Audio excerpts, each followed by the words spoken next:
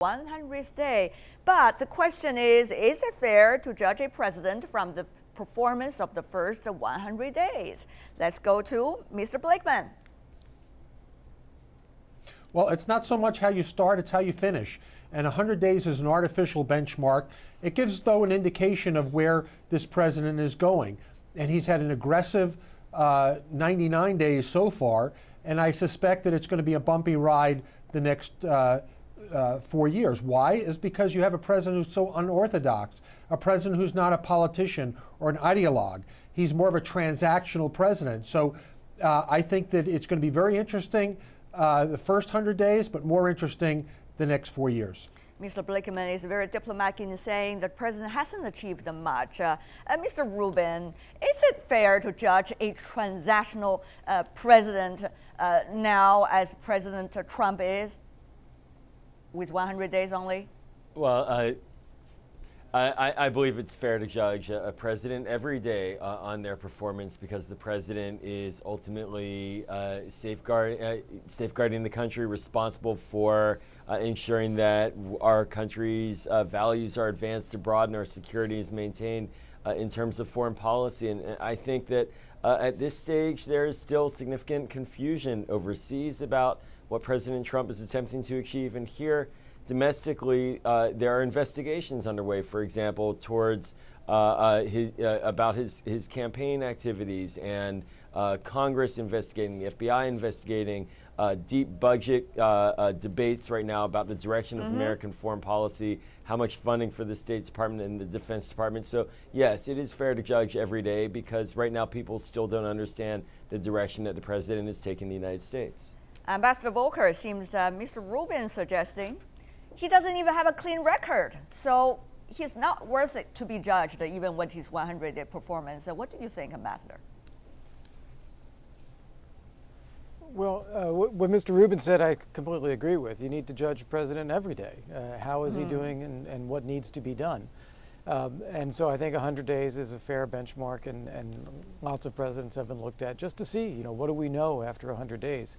The one thing you can't do is make an extrapolation to say what you've seen in the first 100 days or what has happened there now sets the tone for the entire presidency. That's just not the case. Then what do the American people think about? If you trust the polls, let's take a look at some of the numbers.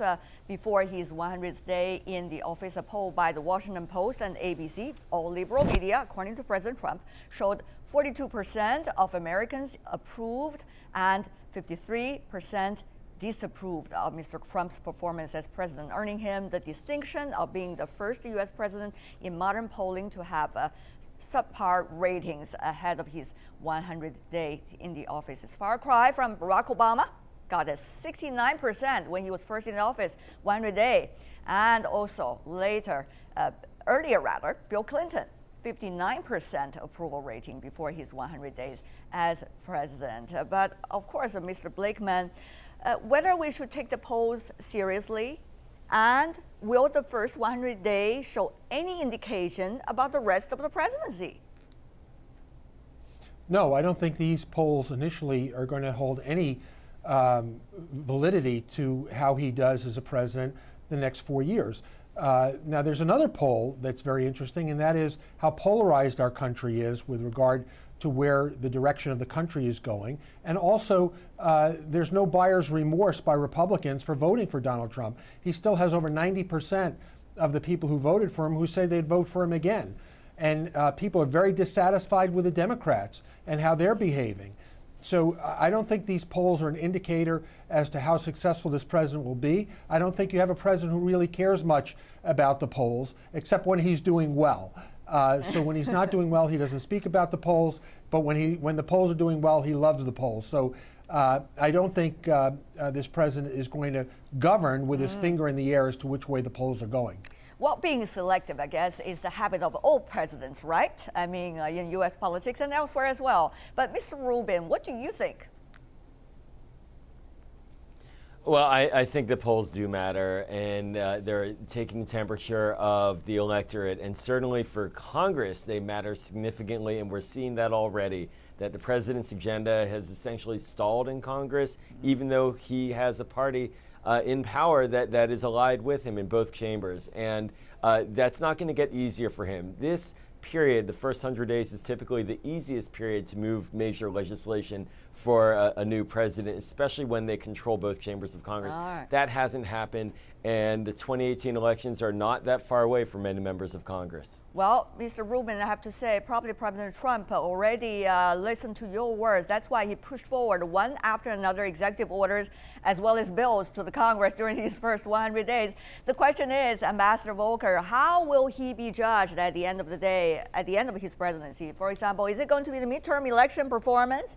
Is it going to be about the health care, tax cuts, or jobs, or foreign affairs? Eventually, what is that ultimate issue?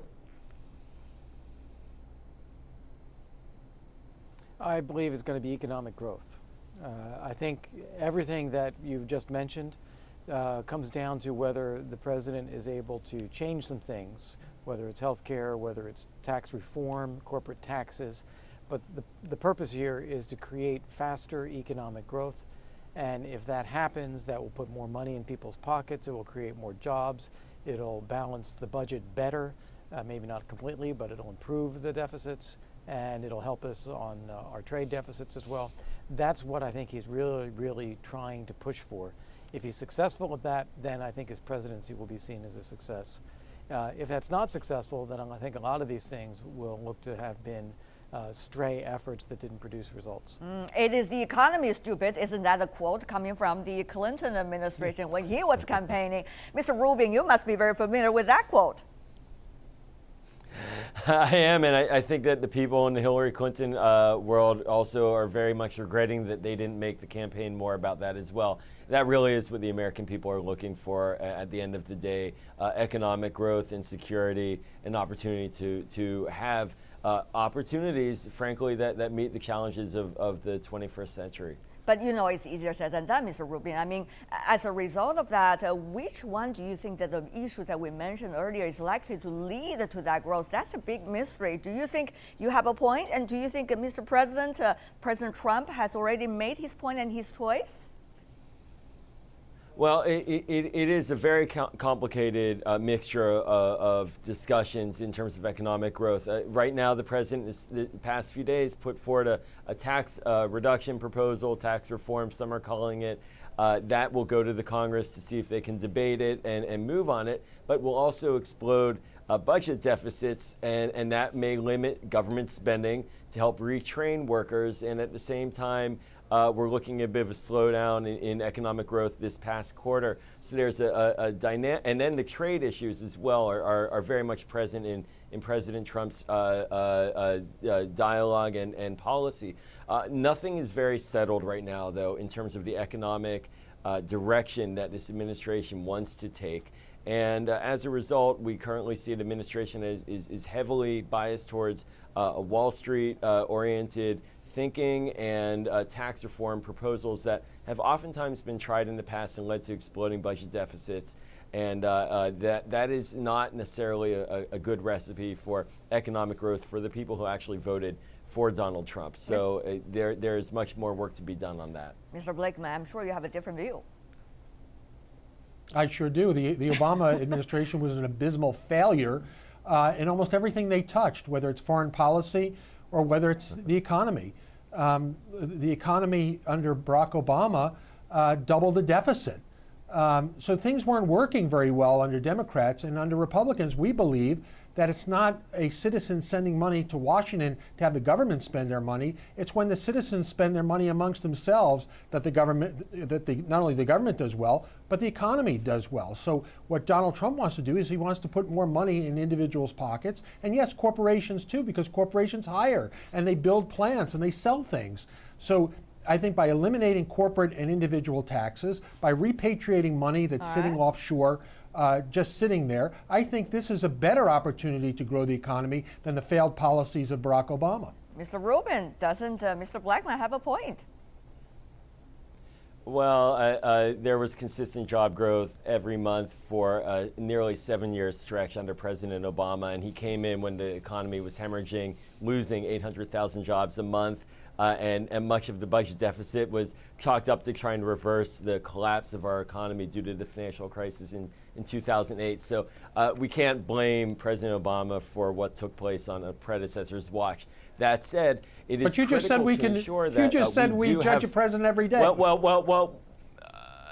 Wait. No, it's critical. I mean, for Republicans to really be clear on what their economic philosophy is, we're right now seeing two different Republican parties. In the Congress, the Freedom Caucus, as one component, says no increase in the deficit. And now we have a tax proposal that will increase the deficit. And the hope is that there will somehow be economic growth enough down the road that more tax revenue will come in, which seems very much like a hopeful policy. Okay. I'm not sure how they're going to square that. But Ambassador Volker, are you a fair voter here in this discussion? Is there what? I'm sorry? Are you the fair voter in this discussion? What was it? Either side. Oh, well, I would say that I don't think there's any reason to debate here the Obama administration. I think what we need to do is look forward under where we are with President Trump. People do want to see economic growth. Yeah. It may be that the economy is poised for that. It may be some policies will deliver that. But at the end of the day, that's what people are going to look for. But the most important thing is, have we seen a governing style of President Trump? Throw it out on tweets, try to expand as much as he could get through the 100 days, have setbacks, try to learn. What exactly is his pattern? Is that pattern likely to be sustainable in the near future? Ambassador Volker, briefly. Yes, I think we're seeing two distinct phenomena go on at the same time. One of them is he is maintaining this emotional connection with the electorate that voted for him. The tweets, the populism, the language, the rhetoric, the style, all of that is demonstrating to his voters that he is still with them and that he is taking on a Washington establishment. At the same time, he has also put in place some very competent professionals, especially in national security, but across the administration. And they've been making some fairly good policy decisions as they've gone along the way, whether it's about Russia, Ukraine sanctions, North Korea, Syria, and so on. And so I think he's building the building blocks, if you will, of a successful administration on the professionalism side while trying to maintain the emotional connectivity with the electorate on the other side. Yeah. One of the crucial questions to be asked is, all presidents are working on political cycles. That's just 100% confirmed that their role. So midterm coming up next year. Mr. Rubin, do you think President Trump will be a liability of his party or an asset of his party, the Republican Party? Of course, Mr. Blakeman will have a say later. Well, in the most recent contested election in Georgia, just outside of Atlanta, President Trump claimed credit for helping a candidate come in close enough so that there would be a runoff. But the candidate who won from the Republican side actually had distanced herself from President Trump in that primary. Typically, presidents lose seats in the first midterm congressional elections. It's not a great place to be for a president. We'll have to see how this plays out. I believe President Trump will want to take credit for the good news, but I'm not sure all candidates want to have him tying himself closely to them. Mr. Blakeman, liability or assets? Well, presidents can be tremendous assets, and my friend is wrong. The person who won, Handel, wants President Trump to come in and campaign. She said it numerous times. I don't know where he's getting this distancing from, but I know her quite well. She was the least affiliated with him amongst the Republicans. No, you're wrong. She wants the president to come in. Now, here's the bottom line. Now she does. Midterms are important. Not during the initial Midterms race. are important. Okay. Wait a second. I'm not done yet. Mr. Blakeman. Midterms are important.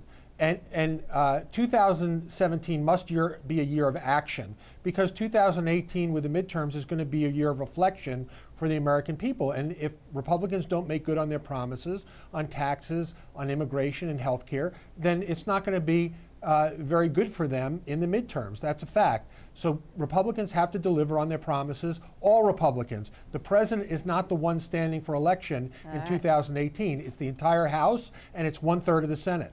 It has a lot to do with whether he is making up with his relationship with the other of the establishment Republican Party, right? I mean, Ambassador Volker, you work for Mr. McCain, of course, a very different view by Mr. McCain among the establishment of Republican Party.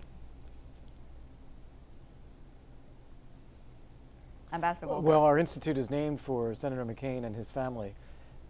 Yes, our institute is named for Senator McCain and his family. And when you look at the midterms, what I think is going to happen is the Republicans will very much want to retain control of the House and the Senate, as well as the White House, of course. And so there'll be a lot of pressure inside the party to stick together and try to make that a successful election to hold. As Joel Rubin said earlier, typically presidents lose some ground in the House or the Senate in the midterms. There's going to be a lot of pressure on Republicans to prevent that from happening.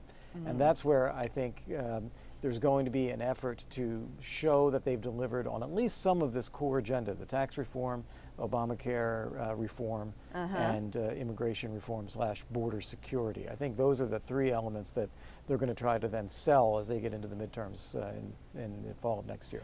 Okay, I note down all the points you just said, gentlemen, but before we go for this part of the discussion, I better have you say something about, have you seen a change of a campaigning Trump vis-a-vis a governing Trump in the White House? Briefly from every one of you. Let's go to Mr. Blakeman first. Sure, I think there's been a change from campaigning to governing because the president has never governed before. There is a learning curve, there's no doubt about it, but I think he's finally settling in to the executive nature of his job. All right. Ambassador Volker? I think during the campaign, we saw actually three campaigns: a primary campaign, a convention campaign, and a general election campaign. Each time, Donald Trump took, surveyed the environment, figured out what he needed to do to win, and then did it and won. And he did it with different campaign managers at each time. I think he's running the presidency exactly the same way. He's trying to take a measure of the surroundings, figure out who the right team is, and figure out what he needs to do to be successful. Okay, what about the current campaign, quote unquote, 4 year long? Mr. Rubin. Well, I do think that we're seeing the president settling in. I think in his own words, in an interview yesterday, he said he didn't realize how difficult it would be. And it is a task that none of us have experienced except for him. And so as he settles in further, I think we'll see him figure out who his top advisors really are. That's something that we're still waiting to figure out.